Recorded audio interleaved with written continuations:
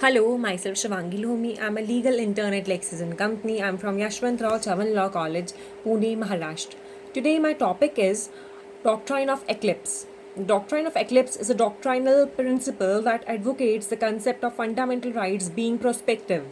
If any law made by the legislature is inconsistent with Part 3 of the Constitution, then that law is invalid and inoperative to the extent of it being overshadowed by the fundamental rights. The laws are hidden by the relevant fundamental rights, and the eclipse is said to be cast on it. The inconsistency of the eclipse law can be removed only when the corresponding fundamental right is amended. The shadowing is then removed, and the law becomes automatically valid and operative again. In other words, a law that violates fundamental rights remains in a moribund condition. It becomes inoperative, unenforceable, and takes the shape of a sleeping provision. It is not a nullity or void ab initio. In evolution, the development took place in three stages: prospective, retrospective nature of Article 13, Clause 1. The case of Keshavanan had raised several challenging issues concerning the doctrine.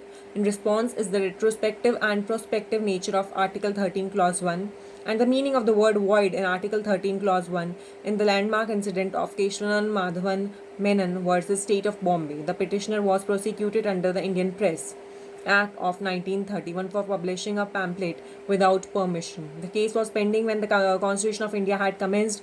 The main issue raised was if the provisions of the Act violated Article 19, Clause 1, Clause A.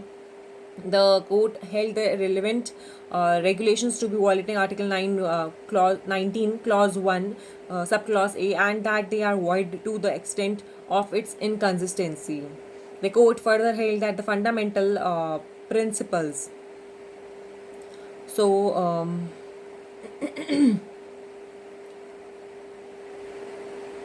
one second.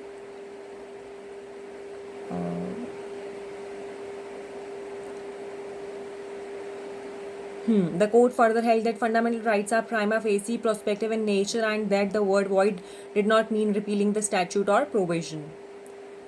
So, salient features of this doctrine. The significant feature and characteristics of doctrine are as follows: applicability to pre-constitutional laws. For the doctrine to apply, the law must be valid at its inception and thus can be invoked only in the case of pre-constitutional laws that have become operational with the adoption of Indian Constitution on 26 January 1915.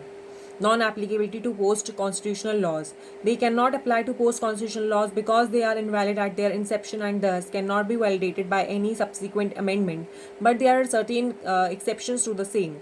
Non-citizens cannot take advantage of the voidness as the violation does not affect them.